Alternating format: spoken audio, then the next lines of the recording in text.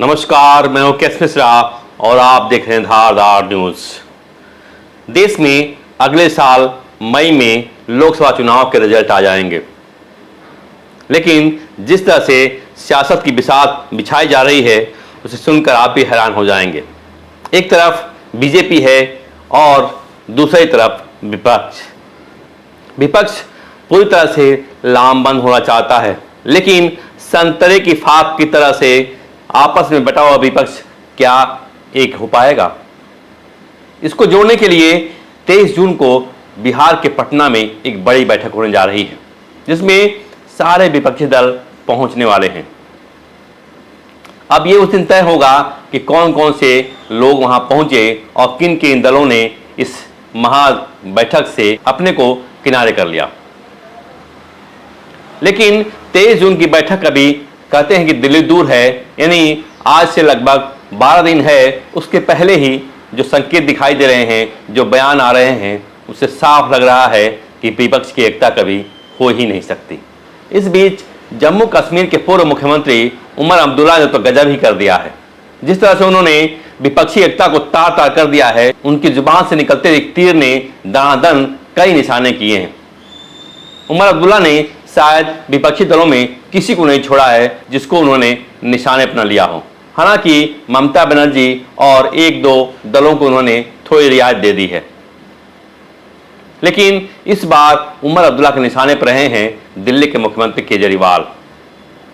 उमर अब्दुल्ला ने तो केजरीवाल की वाट लगा दी है और उन्होंने ऐसे ऐसे शब्द गढ़े हैं केजरीवाल के लिए जिसको आपने सुना भी नहीं होगा। उमर अब्दुल्ला शायद बहुत गुस्से में थे केजरीवाल को लेकर के।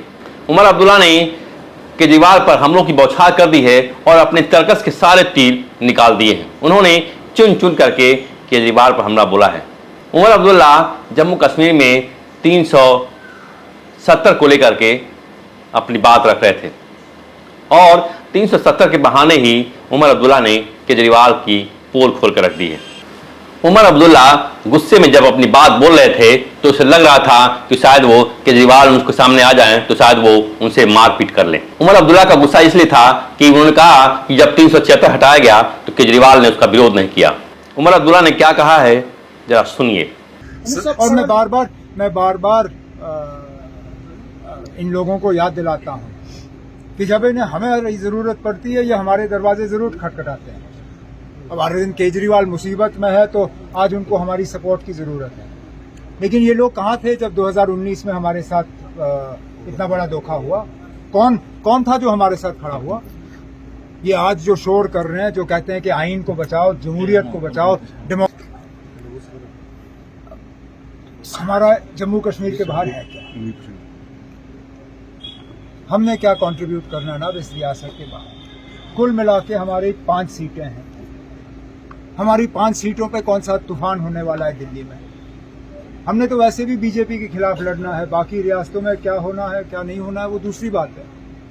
मैं वैसे भी मतलब वो ठीक है, आगे जाके क्या मजबूरी बनती है वो दूसरी बात है, लेकिन मुझे कोई इन अलायंसों के से नेशनल कॉन्फ्रेंस को फायदा या जम्मू कश्मीर को कोई फायदा नजर नहीं आया।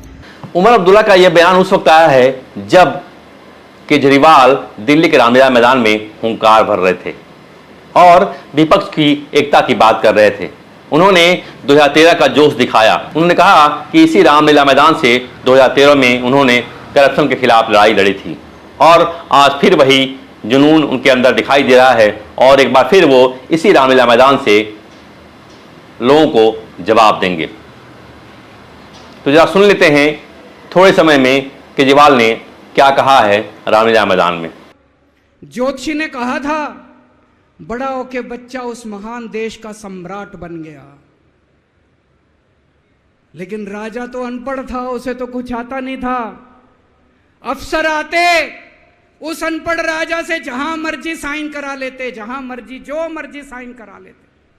वो राजा अनपढ़ था, उसे लगता था मैं अगर अफसरों से पूछूंगा तो मेरी कमजोरी सबके सामने प्रकट हो जाएगी।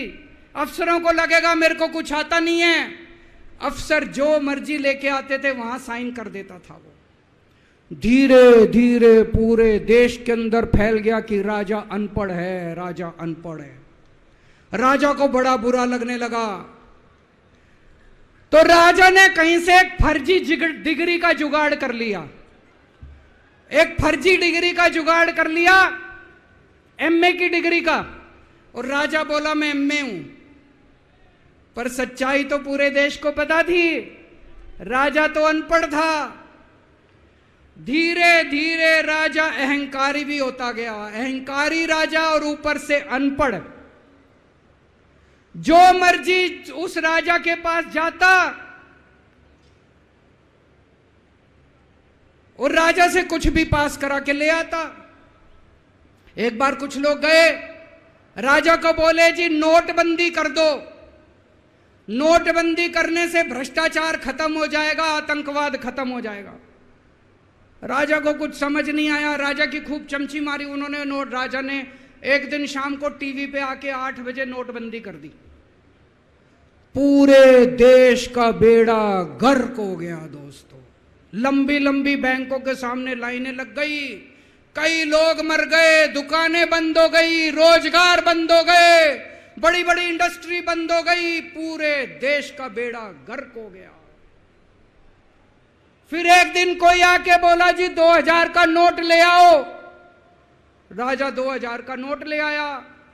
4 साल बाद कुछ लोग आके बोले जी 2000 का नोट बंद कर दो। राजा ने 2000 का नोट बंद कर दिया। राजा को अक्ल तो थी नहीं, बेवकूफ था, अनपढ़ था। कभी 2000 का नोट चालू करता था, कभी 2000 का नोट बंद करता था। एक बार कुछ लोग आके बोले जी ये किसानों के कानून बना दो, इस कानून से किसानों का भला होगा। राजा ने कानून बना दिए, पूरे देश के किसान सड़कों पे उतर आए।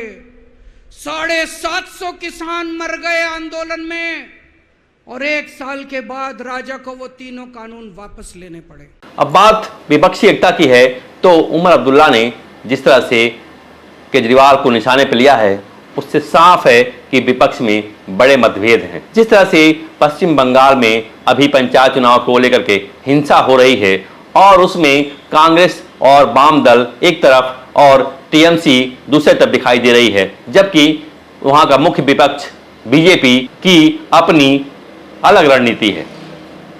इस तरह से आप कैसे अंदाजा लगा सकते हैं कि ये विपक्ष जो है एक हो सकता है? खास करके ममता बनर्जी और केजरीवाल, इसके अलावा नीतीश कुमार, ये 3 प्रमुख चेहरे हैं जो मोदी से टक्कर लेने के लिए गाहें बगाहें अपने आप को आगे करते हैं। चौथे जो नेता हैं वो हैं उत्तर प्रदेश के पूर्व मुख्यमंत्री अखिलेश यादव। हमारे नकटेड़े भैया अखिलेश यादव पीएम बनने के सपने सोच रहे हैं। कर्नाटक चुनाव के पहले अखिलेश यादव ने कहा था कि कांग्रेस को चाहिए कि वो जिन जिन राज्यों में विपक्ष दूसरे दल मजबूत हैं उनको आगे करे।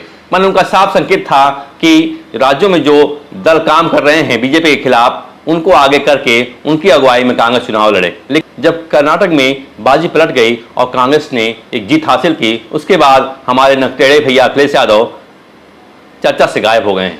आज वो पीएम बनने की बात नहीं कर रहे हैं। अब बचते हैं 3 चेहरे, जिसमें एक पलटू राम है हमारे नीतीश जी, दूसरी ममता बनर्जी जो अपने प्रदेश में हिंसा को नहीं रोक पा रही हैं, और इस दौरान पश्चिम बंगाल में जमकर हिंसा हो रही है। कांग्रेस का एक नेता मारा गया है और वामपंथी दलों के साथ उनकी जमकर हिंसा हो रही है, और वामपंथी दल और टीएमसी एक दूसरे के आमने सामने हैं, एक दूसरे के खून के प्यासे हैं। सड़कों पर जो तस्वीर आ रही है उसे आपने देखा होगा। तो ऐसे में एक तरफ कांग्रेस और वामपंथी हैं तो दूसरे के गर्दन काटने को तैयार हैं। जो सड़क पर दिखाई दे रही है, जिसके वीडियो आ रहे हैं, बावजूद इसके आप कैसे कल्पना कर सकते हैं कि विपक्ष यानी ममता बनर्जी और कांग्रेस एक साथ मिलकर चुनाव लड़ सकते हैं? जबकि वहां ममता के कट्टर विरोधी वामपंथी दल सीपीआई और सीपीआईएम ये नहीं चाहते कि कांग्रेस ममता को साथ ले आए। तो एक तरफ से ममता छिटक गई हैं, दूसरी तरफ बाकी बचे नीतीश कुमार, जहां 23 जून को लगभग सभी विपक्षी दलों ने जाने की हामी भरी है। अब देखना होगा कि 23 जून को कौन कौन से दल नीतीश कुमार की इस महाबैठक में शामिल होते हैं, लेकिन उससे साफ हो जाएगा कि आखिर विपक्ष किधर जा रहा है और वो कितना चुनौती दे रहा है पीएम मोदी के लिए। लेकिन जिस तरह से तस्वीरें सामने आ रही हैं, जैसे उमर अब्दुल्ला ने एक एक करके केजरीवाल को घेरा है, साथ ही विपक्ष की एकता को भी उन्होंने जवाब दिया है। इसके अलावा केजरीवाल अपने ही जाल में फंसे हुए हैं, अपने ही बुने जाल में फंसे हुए हैं। उनका साथ आपने देखा होगा, आपने देखा ही है कि किस तरह से उमर अब्दुल्ला उन पर निशाना साध रहे हैं। तो केजरीवाल और कांग्रेस के बीच भी 36 का आंकड़ा है। इस तरह कांग्रेस केजरीवाल और ममता को एक साथ ला पाएगी, बड़ी मुश्किल लगती है। हाँ, ये जरूर है कि कांग्रेस नतमस्तक होकर के जो बड़ी पार्टी है वो पटना जाएगी। राहुल गांधी ने जानू कहा है, उनके साथ मल्लिकार्जुन खड़गे भी जा रहे हैं जो कांग्रेस अध्यक्ष हैं। लेकिन क्या ये विपक्षी एकता अगले साल तक बनी रहेगी, ये सबसे बड़ा सवाल है। इस वीडियो में बस इतना ही। आप इस वीडियो को लाइक और सब्सक्राइब करें।